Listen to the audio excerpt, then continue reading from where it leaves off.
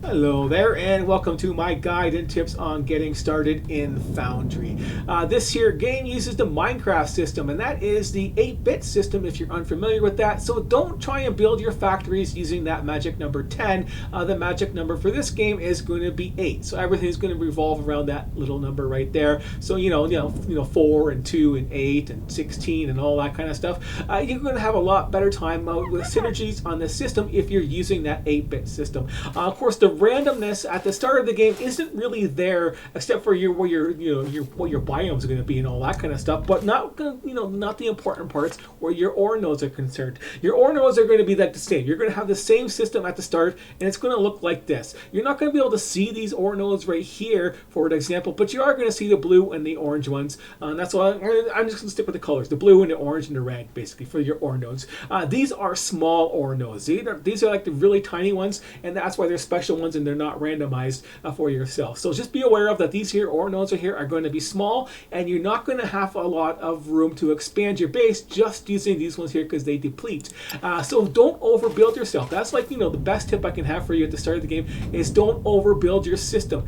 You get these ores and you want to produce them right away, and start off with the orange ore and just build one miner at a time. Just build one miner and one smelter and get that done, and then same for the blue ore, one miner and one smelter. And then once you get those up and running, start expanding and building more until you hit that magic number 8, because you're starting with the T1 belt system, and that's going to feed perfectly into 8 smelters. And everything is going to be perfect if it works, if you use that system right there. The miners themselves, they have there's 4 miners, 4 drones per miner. That's 8, but they do have travel time, so just be aware of that. And you're going to need to have some room. Like this here was blocked off, as you can see. It was pretty sloppy, but yeah, this was all blocked off because I was bad at planning at the start, and I wanted to get my stuff over to my chests. But yeah, now that I opened up the room, these the drones have room to go down there and mine. So just be aware of that. These drones need some actual space for their travel time, and that's why you stick with just 3 miners, because those 3 miners will have enough to actually fill up the belt effectively because of the travel time. And that's why there's 3 and not just 2 for that 8 magic number that I'm talking about. But yeah, it just so happens that this here belt and the other belt system over there for the other kind of ore, when they're put together and all the parts are made and put together, feed perfectly into our research packs. I think they're called research packs, science packs, whatever you want to call them. When they call science packs, okay, I'll try and stick with science packs this time. But anyway, science packs, yeah, 2 per minute is the output, and I'm going to go with I highly recommend getting an output of 8 per minute. And then yeah, just 8 per minute on science packs 1, and then you go up to science packs 2, and this is another output of 8 per minute because they all need to balance out, and it is a perfectly closed system right here. So all of this output right here from this one line feeds perfectly into this system that is producing these science packs. That's all they do, and that's all you really want to do. You don't want to screw that up on yourself and run out of ores. That's going to be a big problem for you if you run out of this ore too early. You don't have any ingredients to build, and it's just going to give you, you're going to have a really bad time if you overextend. So don't overextend. And the next stuff that you got to build, the next thing would be steel and bigger production lines, is just take it from the next closest ore that you're going to find, which for me is over here. So this here production line over here, I got like 3 belts of it coming in here and feeding up my system over here, and then I got a second one backed up and ready to go. And I got a bad seed for my map, and my red ore and blue ore, the regular size ores, are way over here, and I got to bring them way over here to actually make my base work. But yeah, lots of travel time to get that set up, but it is worthwhile doing it, so you get that stuff done as quickly as possible, and then start making backups, and just don't overbuild everything. The main goal in this game is just to unlock everything, right? And to unlock everything is with these science packs and with these researchers, and of course they stack with the percentages. I have 20 right now for my thing right there, but at filling the belt up at 8 per minute, when this stuff uses on average it's about 1 for every 30 seconds.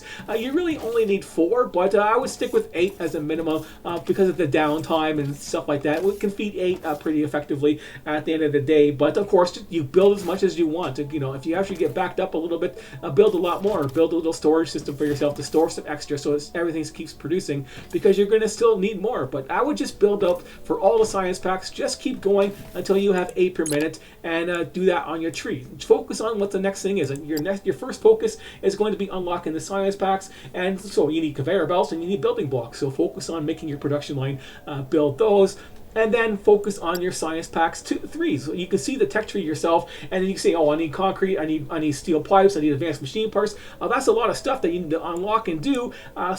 But just get prepared for it and get ready to build a big system that's going to be able to feed 8 per minute. And those other systems need 8 assemblers to actually do that for yourself. And another good tip to have at the start of the game is run your production lines. I know it looks sloppy and all, but run your production lines into the center of your main base or your hub, whatever you want to call it for yourself, and then have these chests available for yourself so you have easy access to all of these resources that you see here. So you're going to need access to all of this. You need access to these plates and these parts. You know, if you pick up these, it's going to be easier to build naturally than it is to build, using these parts, right? Because got to put them all together and stuff like that. It's just a lot better taking the more advanced parts as you can. That's why you have, that's why you take these out of a chest instead of just building them yourself. It's going to be a lot faster for yourself, and building blocks and all that kind of stuff. So yeah, stack up all. Make sure you have the basics of these, especially these ones here, stacked up, so you're not building them manually with a whole bunch of stuff in your inventory. So you don't want to have like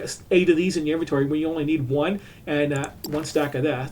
To keep yourself happy at the start of the game. It's a lot better just having 1 of each instead of having 8 of each for that type of thing. But anyways, the other thing you might want to do at the start there is leave yourself a lot of room on your first production line. Like I haven't had to change this. I don't want to overbuild, like I said, and just 1 production line is good enough to feed my 8 smelters, but leave a lot of room open for when you unlock the crushers and the crushing recipe. So that crushing recipe uses this ore 50% better than your smelters do naturally. So that's saving yourself 50% of your ore by crushing it into this. So the rubble gets crushed into ore, and the smelters are now using that ore instead of the actual rubble that you get, and now their output is 50% better from before. And so if you have yourself enough room, I'll try and talk slower. All you have to do is add another belt, delete the one input, and then add a second input in there. So yeah, you delete the one space input right here that was going into this line. You remove that one right there,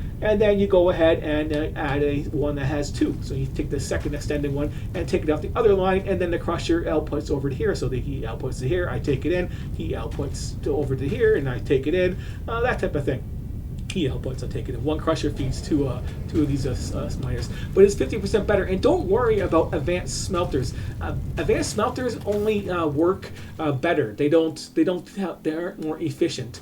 This advanced smelter will output like 45 a minute, but the input is still going to be the same. You're not going to be saving any value on the ores, and it's the ores you want to save value on your systems when you build them. And of course, the best system that you want to build with that I found so far is using the T1 assemblers and the T2 belts. They are, T2 belts are unlocked relatively quickly, right along with the assemblers almost the same time basically, and they work very well together, and that's what you're going to want to do. You're not going to want to go around there and worry about the T2 assemblers, because the assemblers are just 50% better, unfortunately, when everything else in this game is mostly 100% better. The belt speed is 160, goes up to 320, goes up by double again to 640, but the assemblers don't. You have to get 100% more effective on your system, as you got to go with the T3 assemblers, and the T3 belt and T3 assemblers unlock pretty much at the same time, and then when you want to upgrade them, you'll be able to go up by 100%, which is a lot easier, and the crushers go up on T2 by 100% too.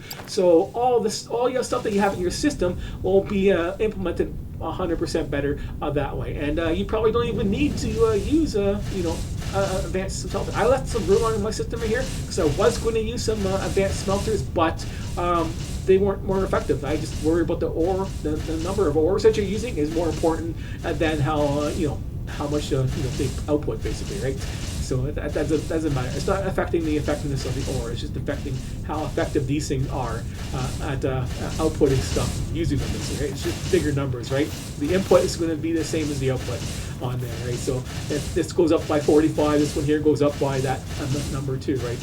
If the smelters were 100% better, that'd be a different story, but they're not. If an advanced smelter said output was 60 a minute and input was 30 a minute, that would be something. But no, it would be 40 and 60, but it's not. It's like 20.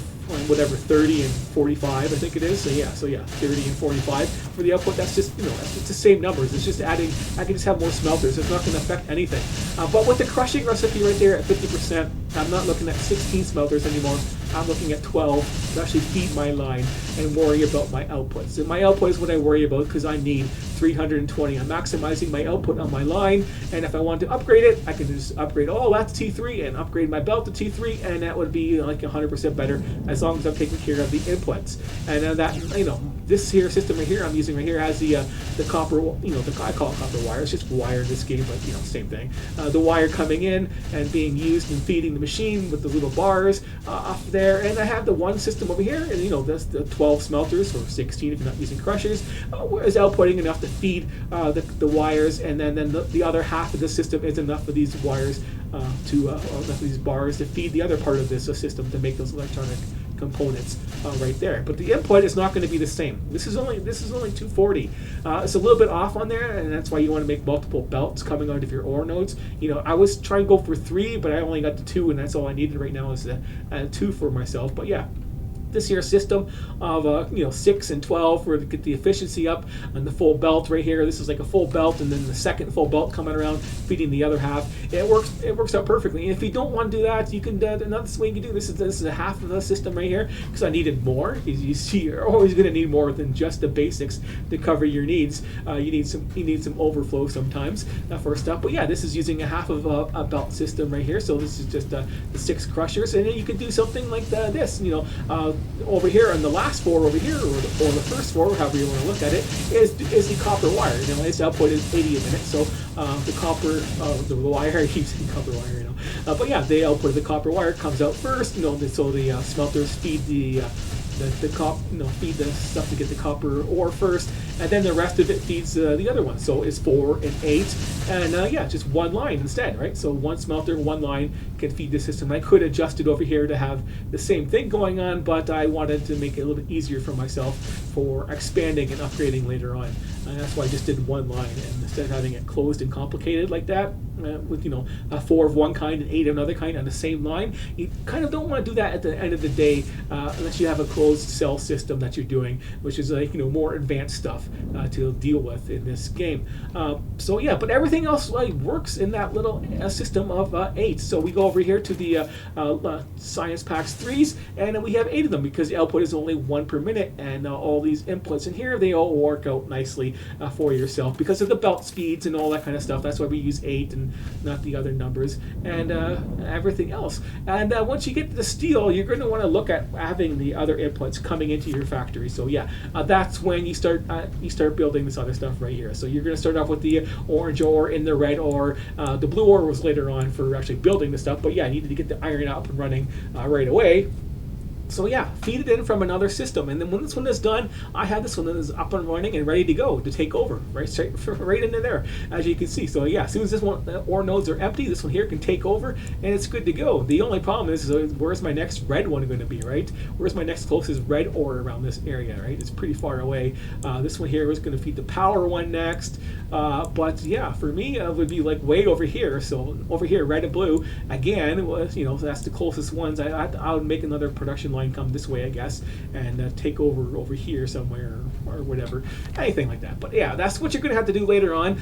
But if you don't overbuild, you're going to get over to the cargo ships, and then you won't have to worry about it. Like I probably don't have to worry about it myself because I have the cargo ships unlocked already, and I can just extend over here and make some more cargo ships and have the ore being traveled via that way, then put onto the belt, onto my belt system right here. So three belts coming in is going to have to feed the ore. And all you really need for your first iron production in this game is just, one regular belt full of iron. Just, my belt is just still a tier 1 belt for my iron. Where is it? Where's my iron? Where are you, iron? I know you're right here in front. There you are, right there in front of me. Yeah. So for just that one belt system, and it's only 10 a minute for the output of iron. But I guess so. You got 16 smelters. So 16 smelters, and the crushers just take the ores, the orange ore and the red ore, and mix them together, and then you make iron. And just one belt was good enough. One just regular T1 belt is enough iron to produce everything that I need. And that's what, just one T2 assembler was enough to produce all, more than enough of the steel pipes that you need in this game. So yeah, that's all you really need. And yeah, these machine parts, I need to go. They work a little bit better on T2. Like the system on here for the machine parts, the numbers work a lot better as a T2 versus T1. It's like the only ones that do that. So when you're building your assembler, this is the exception to the rule, is the advanced machine parts. They like T2 assemblers better than the T1 and the T3. Yeah, so you want to stick with just T2s on those, but not upgrade those effectively. But you're going to need to start getting a lot of room when you're getting into the concrete and stuff like that, because you're going to need a hell of a lot of it to produce it. And 16 a minute is very slow for your needs, and you're going to need multiple lines that need it. So you're going to need to have lots of room to extend yourself out and some room to, build above it for later on too, if you're going to want to do that properly. And now we can come over to the gas system, because once you get into that and you start doing the liquid stuff, liquid and gases and things like that, you really have to make sure you're building and you have enough room in your production line. I prefer the line system myself for this, and leave yourself a lot of empty room to add more of these factories in there as you need them, right? So build enough to actually fulfill your needs. And for me, my needs are fulfilling the needs of building my science packs right here. Like I want to build my science packs 4s, and the inputs of this is 12 per minute, and the machine's output is 8, right? So 8 a minute, 8 of these a minute. These fluid assemblers, they only produce 12 a minute, so I need 8 of those too to feed those 8 machines. It just works out perfectly. I got a couple extra because you need to have drones too, and that is how you get the Thermalite bars in this game. So let's cover that right now, the Thermalite bars. So getting the Thermalite bars, you have to trade drones in from the space station. So you got to trade those drones in, and each drone is worth 5 of these bars. So one drone will feed you is a 25 bars. So yeah, that's quite a bit. So we don't need that very much drones, and the drone output is 4 a minute also. And yeah, so yeah, if the drone output is like 4 a minute, I think it's 4 a minute, but yeah, it is 4 a minute, and I only need, in this times 5, I need less than 2 full lines of it going, right? Two full assemblers going, so that's not very much, but I made it a little bit extra, right? So and the drones, they need this fluid right here, and you need a little bit extra for yourself if you're going to build some solar panels and stuff like that. You're going to need a little bit extra in your overflow. I started making my overflow tanks nearby, right? So there's my overflow and my stash. Basically, my stash is the stuff that I can pick up and use as needed. Feed that, but yeah, they come over here and feed the drone line, right? So that's why I had to do a little bit extra on the other stuff right there to make these extra parts feed them. And you just need 2, but I found that adding 2 of those over there means I can actually make 6 at a time for the fluid assemblers, and that was my dictating factor, is the fluid assemblers for the drones that you produce. And if I want to upgrade it, I can later on, because I got room to upgrade it. But let's get on to this system right here, because it's not too clear on how to set this up. It says build this radio tower. It's a modular system, and that's a new system, and that's easy enough. You click on the red dots, and it says what you can build. You can only build what you tell you to build. I don't know why they have it, because you have no choice in the matter. What's the point of clicking if you have no choice? But yeah, that's just my opinion. But yeah, to build this thing, you need the 3 parts. I wish they would explain it simply as I can put it, or even better would be nice. But you need all 3 of these parts. Let's get the button properly right on there. So yeah, you need to build a construction warehouse. You need to fill that construction warehouse with construction parts. Once that warehouse has construction parts in it, you have the transport ship that you build. It takes the construction parts out of it and brings them to the construction zone. And the construction ship, for the drone ship, then it takes the parts from the building place and uses them to build it. So yeah, the ships right here, they go up in the air, they grab the parts from the warehouse, they go over to where they're building it, and then they just drop them. And then the drone ship will fly up there, and the drones will drop down there and start building it for you. So you need everything. You need all 3 of these things working together to actually build something, and just one of each is going to be good enough for you. And just like to build these things, you just need one line in there, right? One T2 assembler is a 320 output on my construction parts, and that is going to be more than enough at the end of the day to fulfill your needs, at least until you maybe hit the robotic parts and stuff like that, and those modular factories. You might need some more later on, but I haven't gotten that far yet, and one line is a perfect enough. So I just have all the stuff that was already going through here, and that's why you leave yourself some extra space all the time for stuff. So I had enough room to actually just I'll stick it in here. split it off here, I'll split it off there, I'll split some off here, and just make sure that my outputs are not affected from my outputs on there. That's why I build my lines, to maximize my output.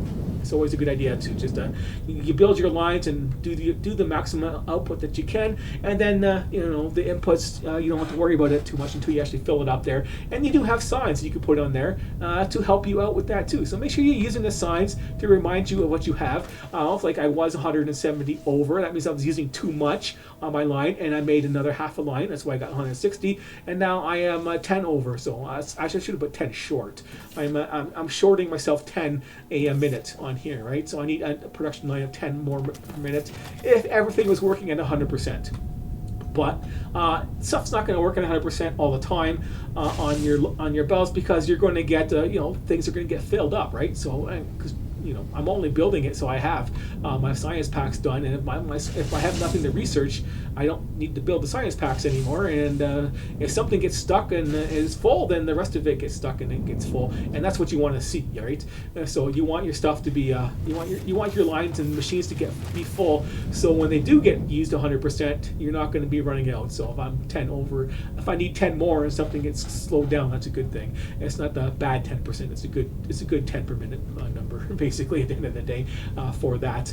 But anyways, that's explained, and we've got some other tips going on right here with the power. The transformers in the system, if you're using that and get confused, the transformers have to be connected to your power grid, and that's the high voltage power grid, which is these lines, versus the low power grid, which is this stuff right here. And since I'm here, and I almost forgot that I do this again, multiple takes on my videos, because I try and do them one at a time and I suck. But anyways, is when you're building your liquid system, the first thing you should worry about is your fuel system for your jetpack. I know you're just unlocking the jetpack when you get to this point, but you're going to want this fuel and for your jetpack so you can actually fly around. So the first fuel system you want to try and set up as quickly as possible and off to itself is just one production line making that fuel for yourself, so you have access to your jetpack. It's going to be a lot easier to deal with stuff, and to deal with the waste fuel is just these flare stacks right here. It doesn't really explain it very well on this game. I don't know why they can't use proper English. I know it's not their first language, but yeah, this flare stack right here, it takes the waste gas and it burns it up. So that's how you get rid of the waste gas. I don't know why they can't just say that in the description. The waste gas goes into the flare stack. It's not rocket science, but yeah, they got to use ship for everything too. That's a ship, that's a ship, and that's a ship, and that's a ship, and that's a ship, and that is a ship. But yeah, you get the idea. There's no ship on the water. But that's where they belong. But anyways, the transformers have to be attached to the high voltage system. If they're not, your system will shut down. So for example, if I built a transformer and I stuck the transformer on the ground right here, that would shut down all the high voltage systems on this game, because it's not connected to that. It's got to be connected by wires to the high voltage system. If I stuck it on here, bam, system shut down. That's how it works. So as long as your transformers are connected via the high voltage power lines, then you won't have an issue with your system being tripped. I don't know why it works that way, but that's just the way it works. Now, as you can see, multiple takes. I'm kind of sloppy at this because I can make a little bit of mistakes here and there. But anyways, building underwater. You get some ore nodes underwater, you might get screwed, but the easiest way to overcome that is to build a nice, get rid of the water, is just use your regular building blocks, obviously, and just build a nice big square. So you build a nice big square out like that, and then you use that shift and then click and bam, and then delete, and they're gone, and the water is gone, and you can just keep doing that, and then go under. You probably want to do it underwater and go from the bottom to the top. So you just come underwater, do this as much as possible. For the small systems like this, you can keep doing it over and over again easily enough, right? But when you get to a bigger one, it's going to be a little bit harder to do.